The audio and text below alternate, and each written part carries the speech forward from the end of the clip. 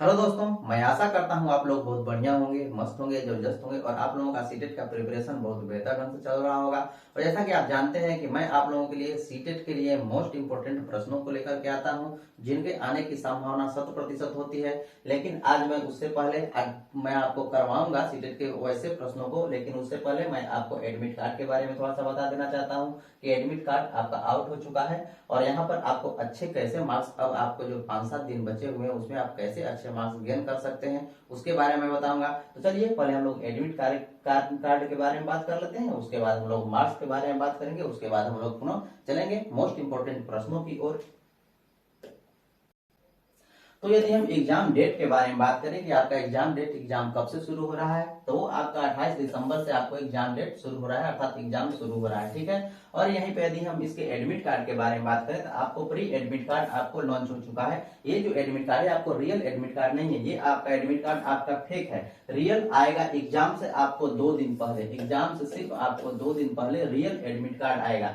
ये आपका admit card जो फेक एडमिट कार्ड है, इस एडमिट कार्ड में आपको एग्जाम सिटी के बारे में सिर्फ आपको बताया जाएगा कि कहाँ आपका एग्जाम होगा, किस सिटी में आपका एग्जाम होगा। ठीक है। और जो आपका रियल एडमिट कार्ड आएगा मात्र 2 दिन पहले, 2 दिन पहले आपका मात्र आपका रियल एडमिट कार्ड आएगा। इसका कारण ये है कि दोस्तों यहाँ पर जो सीटेट का एग्जाम हो रहा था उसमें कहीं ना कहीं कुछ ना कुछ आपको धांधली हो रही थी। तो इस बार सीटेट ने ये डिसीजन लिया है कि हमें एडमिट कार्ड तुरंत नहीं देना है, हमें एडमिट कार्ड देना है परीक्षा से आपको 2 दिन पहले आपको एडमिट कार्ड वो इशू करेगा। ठीक है। आगे यदि हम बात करें यहाँ पर एग्जाम सेंटर की, तो एग्जाम सेंटर जो आपका रियल एडमिट कार्ड होगा उसी में आपको एग्जाम सेंटर के बारे में बताया जाएगा कि कहाँ आपका एग्जाम सेंटर, किस स्कूल किस कॉलेज में आपका पड़ा हुआ है। ठीक है। यदि हम यहाँ पर एडमिट कार्ड के बारे में बात करें तो यहाँ पर दोस्तों एक तरह का और भी बात है कि कुछ लोगों का एडमिट कार्ड आपको इस तरह से शो हो रहा है, लेकिन कुछ लोगों का एडमिट कार्ड नहीं शो रहा है। उसका कारण भी है, उसका कारण है कि उनका एग्जाम आगे होने वाला है, इसलिए अभी सीटेट उसे लॉन्च नहीं किया है। और उनके जो आप उनका एडमिट कार्ड यदि खोलेंगे तो आपको उनके नीचे लिखा हुआ मिलेगा your exam city not allotted till 8। इससे पहले आपका एग्जाम सिटी उनका नहीं अलॉट किया गया है, ये आपका यहाँ पर लिखा हुआ है। और उस जो एडमिट कार्ड होगा ना, सिर्फ जिनका एडमिट कार्ड आ भी रहा है तो उसमें सिर्फ एग्जाम सिटी के बारे में ही आपको इन्फॉर्मेशन दिया गया है। तो मैं आशा करता हूँ कि ये आपको आसानी से समझ में आ गए होंगे, बहुत बढ़िया से सभी बात आपको समझ में आ गई होगी। आपको घबराना नहीं है कि आपको ये लिखा हो तो आप घबरा जाएं। ठीक है। यदि हम यहाँ पर आपको अब बात करें कि आप कैसे इसका प्रिपरेशन करेंगे, तो उसके लिए अब आपको कुछ नहीं करना है, सिर्फ आपके पास 7 दिन का टाइम है। अब इतना आपका टाइम नहीं है कि इसको बेसिक से आप तैयारी कर पाए। तो उसके लिए आपको मैराथन क्लास देखनी चाहिए। नहीं, यदि उसमें भी आपको टाइम लॉस समझ में आता है तो बुक से इसका प्रिपरेशन करें, बुक से बेहतर प्रिपरेशन होगा। तो मैं ऐसा करता हूं कि आप ऐसा ही करेंगे। तो चलिए हम लोग प्रश्नों की ओर चलते हैं, वैसे प्रश्न जो कि आपको सीटेट में आने की बहुत ही संभावना रखते हैं। तो चलिए प्रश्नों की ओर हम लोग चलते हैं। अब देखिए ये आपका प्रश्न है, ऐसे प्रश्न आपको बार बार पूछे जाते हैं, हर एग्जाम में आपको ऐसे प्रश्न पूछे जाते हैं। यहाँ पर कह रहा है कि m का वैल्यू क्या होगा, इसे आप 2 सेकेंड में मात्र इसे बना सकते हैं कि इसका आपका वैल्यू -4 होगा। कैसे बनाएंगे, यहाँ पर आपको कुछ नहीं करना है, ध्यान दीजिएगा। ये आपका 4/81 है ना, अर्थात ये क्या है 2/9 का स्क्वायर है। क्या है आपका 2/9 का स्क्वायर है। तो ध्यान दीजिए इसका स्क्वायर हो जाएगा, इसमें गुणा हो जाएगा तो -12 पावर में हो जाएगा। और इन दोनों का बेस क्या है आपको समान हो जाएगा, इन दोनों का बेस आपको समान हो जाएगा तो पावर आपस में जुड़ जाएगा। अब -12 में -3 जुटेगा तो कितना आएगा, -9 आएगा। अब देखिए यहाँ पर ये बेस और ये बेस दोनों का समान हो जाएगा। तब जब समान हो जाएगा तो पावर भी क्या होगा, समान होगा। अर्थात जो -9 आएगा वो आपको 2m-1 के क्या हो जाएगा, बराबर हो जाएगा। 1 इधर आ जाएगा, प्लस हो जाएगा, अर्थात ये हो जाएगा -m और ये हो जाएगा आपका 2m। यहाँ से आप m की वैल्यू आसानी से निकाल सकते हैं, m बराबर क्या आ जाएगा, -4। तो मैं आशा करता हूँ कि ये आपको आसानी से समझ में आ गया होगा, इसमें कोई तकलीफ होने वाली बात नहीं है। नहीं तो आप इसे लगिएगा कराने, इसको गुणा कीजिएगा, अलग अलग तोड़िएगा, आपका टाइम नुकसान होगा, टाइम नुकसान होगा तो आपको क्वेश्चन छूटेंगे, क्वेश्चन छूटेंगे तो आप छट जाएंगे। तो मैं ऐसा करता हूँ कि आपको ऐसे ही काम करना है। ऐसे काम करने के लिए आपको अभ्यास की जरूरत है, जितना ही अभ्यास आप करेंगे उतने ही फास्ट आपका कैलकुलेशन हो जाएगा। तो मैं ऐसा करता हूँ कि ये बात आपको आसानी से समझ में आ गई होगी। तो चलिए हम लोग अगले प्रश्न की ओर चलते हैं। अब देखिए ये आपका प्रश्न है, बहुत ही आसान प्रश्न है, आपको 2 सेकंड में आप इसे चाहे तो आसानी से बना सकते हैं। कैसे बनाइएगा इसको थोड़ा सा विचार कीजिए। मैं चाहूँ तो इसे डायरेक्ट बना सकता हूँ, लेकिन आपको समझ में भी आनी चाहिए। ध्यान दीजिए यहाँ पे संख्याएं क्या है, 5 अंक की संख्या है। यहाँ पर आपकी संख्या है 3 अंक की, यहाँ पर भी आपको 3 अंक की है, और यहाँ पर आपका दशमलव दिया हुआ है कि आपका दशमलव है। तो यहाँ पर आप क्या करेंगे कि इसे 5 अंक की संख्या बनाएंगे। तो यहाँ पर यदि हम 2 जीरो और रख देते हैं, अर्थात जो आपका 597 है, यदि यहाँ हम 2 जीरो और रख देते हैं तो 5 अंकों की संख्या बन गई।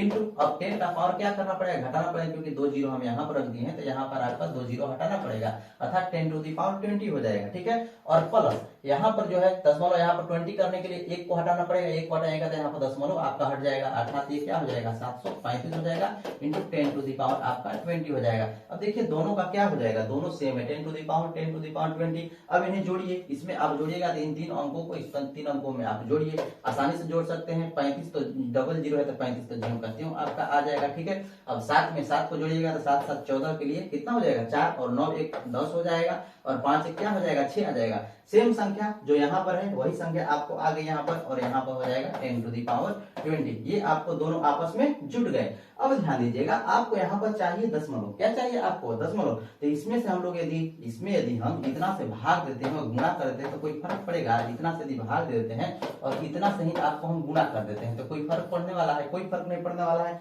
यदि हम भाग देते हैं तो यहाँ पर आपका दशमलव चला आएगा, अर्थात कहने का अर्थ है कि ये 6.0435 हो जाएगा। ठीक है, और यहाँ पर 10 टू द पावर क्या हो जाएगा, यहाँ पर 4 जीरो और है तो यहाँ पर 20 का पावर आपका जो है 10 का पावर 4 और बढ़ जाएगा, अर्थात 24 हो जाएगा। तो मैं ऐसा करता हूँ, ये तो आपको आसानी समझ में आ गया होगा। लेकिन ये किसके बराबर है, ये आपका किसके बराबर है, यहाँ पर ध्यान दीजिए जो इसका मानक रूप है ये 6.0435 इंटू 10 टू द पावर आपका m है। ध्यान दीजिए यहाँ पर ये चीज तो सेम इसके बराबर है, ये भी इसके बराबर है, इसका पावर भी क्या होगा आपस में बराबर होगा, अर्थात m का वैल्यू क्या निकल करके आया 24 आ गया, और यही इसका आंसर हो जाएगा। तो मैं ऐसा करता हूँ कि ये आपको आसानी समझ में आ गई होगी। जो जानते हैं इसको बनाने के लिए वो आसानी से बना सकते हैं, इतना क्रिया करने की कोई जरूरत नहीं है, इतना पेन आपको ज्ञान करने की कोई जरूरत नहीं है, आप आसानी से इसे बना सकते हैं। डायरेक्ट आप इसका आंसर लगा सकते हैं और इसे आप बता सकते थे कि 24 होगा। तो मैं ऐसा करता हूँ कि आपको आसानी समझ में आ गया होगा। तो चलिए हम लोग अगले प्रश्न की ओर चलते हैं। आज बहुत ही महत्वपूर्ण प्रश्नों को मैं आप लोगों को करवाने वाला हूँ। अब देखिए ये आपका प्रश्न, ये भी आपको बहुत ही महत्वपूर्ण प्रश्न है। ऐसा प्रश्न भी आपको बार बार पूछा जाता है, कहीं m हो जाएगा कहीं x हो जाएगा। ध्यान दीजिएगा यहाँ पर आपको ये दिया हुआ है और चाहिए क्या आपको m स्क्वायर प्लस 1 बाई में 60m स्क्वायर। ध्यान दीजिए यहाँ पर m स्क्वायर की जगह पर कोई कोफिशिएंट है, कोई कोफिशिएंट नहीं है, तो यहाँ पर आपको जो यहाँ पर m के आगे कोफिशिएंट है उसको हटा देना है। उसको हटाइएगा तो क्या कीजिएगा कि हटेगा, तो यदि हम 2 से भाग देते हैं तो ये हट जाएगा। 2 से भाग देंगे तो क्या हो जाएगा, यहाँ पर ध्यान दीजिए यहाँ पर हम लोग इसमें 2 से भाग दे देंगे, 2 से क्या करेंगे हम लोग भाग दे देंगे। अब भाग देंगे 2 से तो ये क्या हो जाएगा m हो जाएगा, और माइनस इसमें भाग देंगे तो ये 1 बाई में 4m हो जाएगा। ठीक है, और यहाँ पर भाग देंगे तो 2 क्या हो जाएगा 1 हो जाएगा। अब ध्यान दीजिए यहाँ पर आपको इतना प्राप्त हो गया, चाहेगा उतना, तो इसके लिए क्या करना पड़ेगा आपको, यदि आप इसे स्क्वायर करते हैं तो 4 क्या हो जाएगा 16 हो जाएगा, और 16 ही आपको चाह रहा है तो यहाँ पर हम लोग क्या करेंगे स्क्वायर करेंगे। ठीक है, यहाँ पर जो हम लोग करेंगे वो आपका स्क्वायरिंग करेंगे बोथ साइड। यहाँ पर स्क्वायर करेंगे तो ये माइनस बी का होल स्क्वायर पे टूटेगा, तो ये क्या हो जाएगा ए स्क्वायर अर्थात m का स्क्वायर प्लस बी स्क्वायर अर्थात 1/4m का स्क्वायर, अर्थात ये क्या हो जाएगा 16m स्क्वायर हो जाएगा। ठीक है, और माइनस 2a भी होता है तो माइनस 2a कितना है m है, और b कितना है 1/4m है, 1/4m है, और इक्वल टू 1 का भी स्क्वायर होगा, तो 1 का स्क्वायर होगा तो क्या आपका निकल करके आएगा 1 ही निकल करके आएगा। अब ध्यान दीजिए यहाँ से m से कैंसिल हो जाएगा और 2 4 को काट देगा 2 बार में। अब ये देखिए यहाँ पे -1/2 हो जाएगा ना, उधर जाएगा तो एक में जुट जाएगा, अर्थात यदि हम बात करें m स्क्वायर प्लस 1 बाई में 16m स्क्वायर का, तो यहाँ पर क्या निकल करके आएगा, ये जो है इधर जुट जाएगा 1/2 ना, जुट गया। अब जुट गया अर्थात इसे हम लोग इस तरह से भी लिख सकते हैं 1/1/2। ठीक है, अब इसी को ऑप्शन में देखिए कौन सा ऑप्शन है, ऑप्शन नंबर 3 है, और यही इसका सही आंसर हो जाएगा। तो मैं ऐसा करता हूँ कि ये भी आपको बहुत ही आसानी से समझ में आ गया होगा। तो चलिए हम लोग अगले प्रश्न की ओर चलते हैं। बहुत ही महत्वपूर्ण प्रश्नों करवाने वाला हूँ, अंत तक बने रहिएगा। चलिए अब देखिए ये आपका प्रश्न, ऐसा प्रश्न भी आपको बार बार पूछाता है, आप ऐसे प्रश्न को कैसे बनाएंगे। यहाँ पर कह रहा है कि x के पावर 4 प्लस 4 का एक गुणनखंड है, इनमें से क्या है उसी को आपको बताना है। ध्यान दीजिए जो ये है इसे हम लोग लिख सकते हैं x के पावर 4 प्लस 4, ठीक है, plus 4x square minus 4x² लिख सकते हैं कि नहीं लिख सकते हैं। इसमें यदि हम इतना जोड़ें और घटाएं तो कोई इसके मान में परिवर्तन नहीं आएगा। क्यों ऐसा कर रहे हैं, इसका कारण ये है कि इसको हम लोग a प्लस बी के होल स्क्वायर को तोड़ना चाहते हैं, इसलिए ऐसा कर रहे हैं। कारण इसका ये है कि इसको हम लोग गुणनखंड के रूप में प्राप्त करना चाहते हैं। ध्यान दीजिए यहाँ पर ये क्या हो जाएगा, ये आपका a स्क्वायर कहने का अर्थ क्या हो जाएगा, ये हो जाएगा आपका x का स्क्वायर हो जाएगा ना, ठीक है। और यहाँ पर आपका b स्क्वायर अर्थात 2 का स्क्वायर हो जाएगा, ये क्या हो जाएगा आपका 2 का स्क्वायर हो जाएगा। और यहाँ पर आपको 2ab, ये 2ab 4x² क्या हो जाएगा 2ab, अर्थात इसे हम लोग लिख सकते हैं ना x स्क्वायर प्लस 2 का क्या लिख सकते हैं होल स्क्वायर लिख सकते हैं, आसानी से लिख सकते हैं। x स्क्वायर प्लस 2 का होल स्क्वायर इस लिख सकते हैं, इतनी संख्याओं को आप आसानी से लिख सकते हैं। और माइनस में क्या हो जाएगा -4x² आपका हो जाएगा।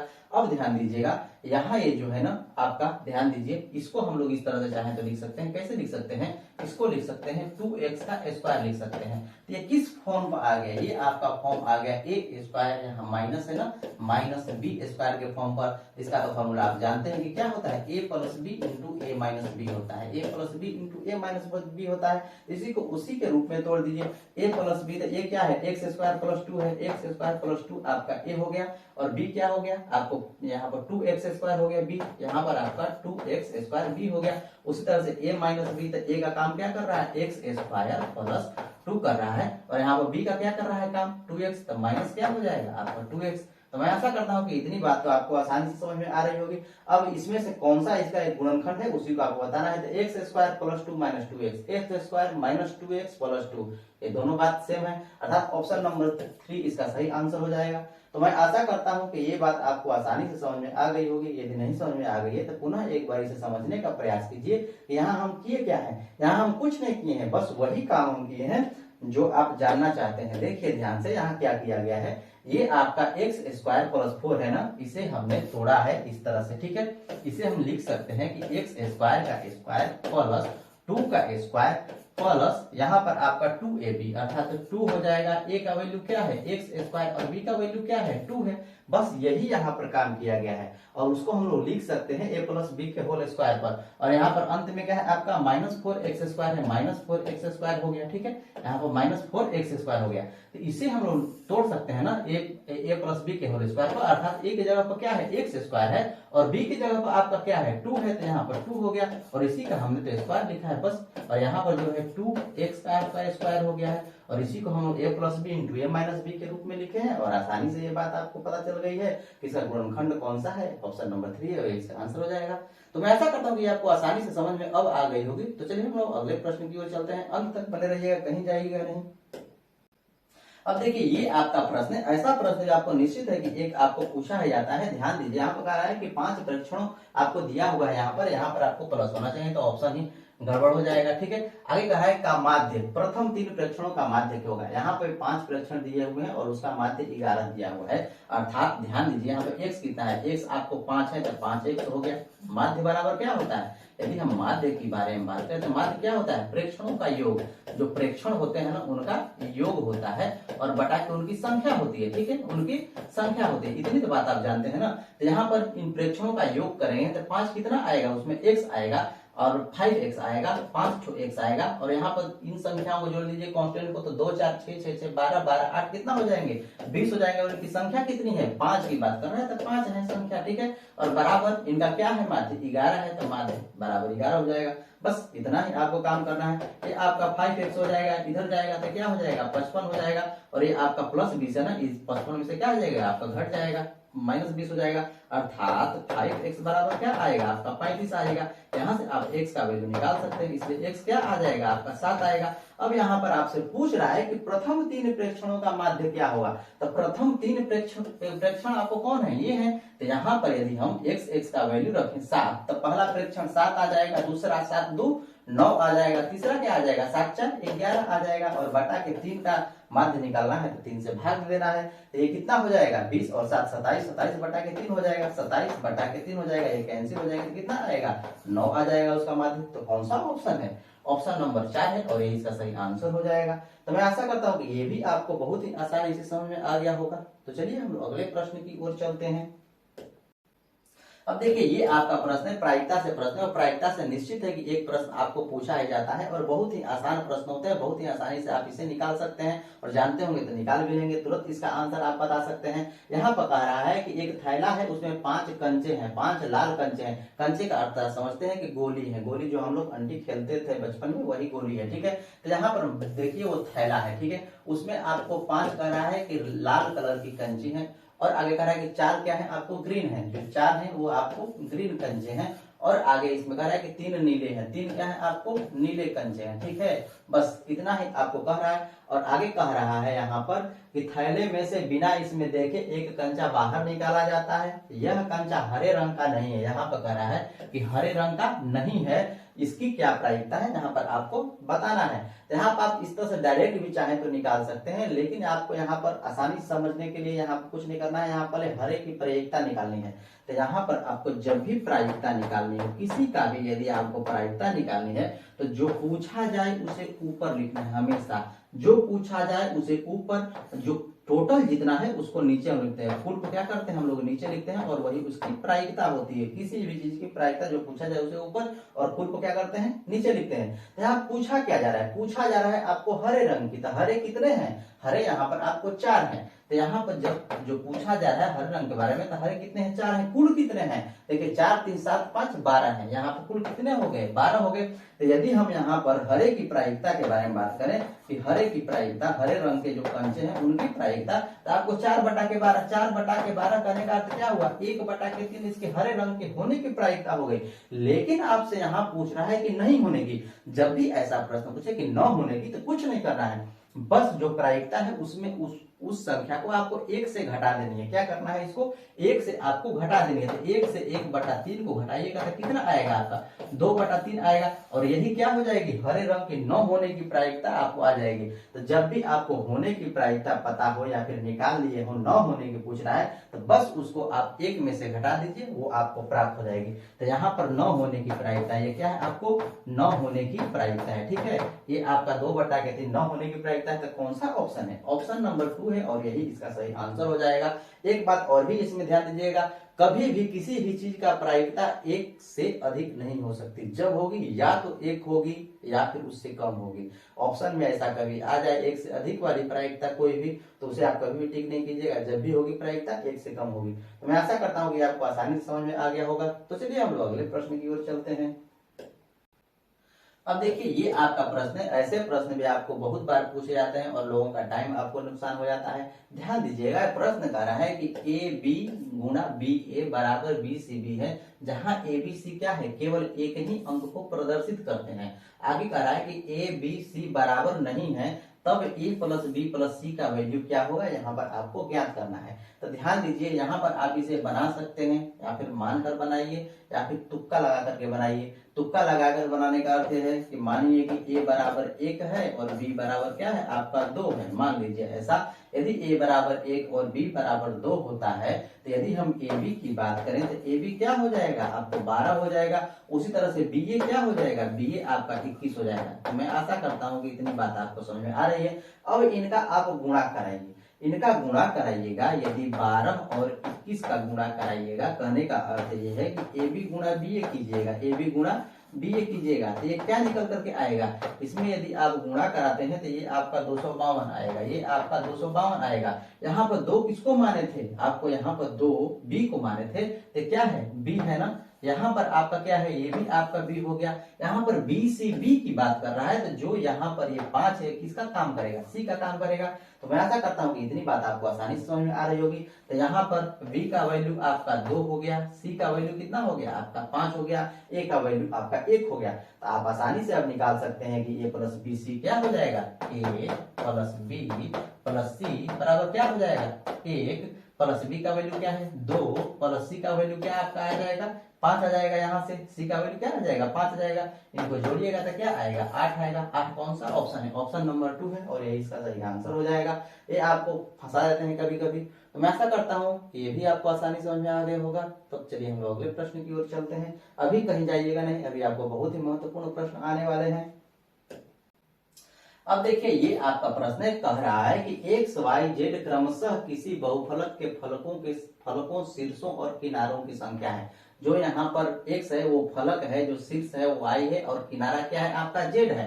तो यहाँ पर कह रहा है कि यहाँ पर संख्याओं को प्रदर्शित करते हैं तो निम्न में से कौन सा आपको सत्य है इक्वेशन, इसी को आपको बताना है। तो यहाँ पर एक बात आपको हमेशा ये बात याद रखनी है कि यूलर के अनुसार एक आपका इस तरह का फॉर्मूला आता है, उस फॉर्मूला को आपको हमेशा याद रखनी है कि क्या है फॉर्मूला।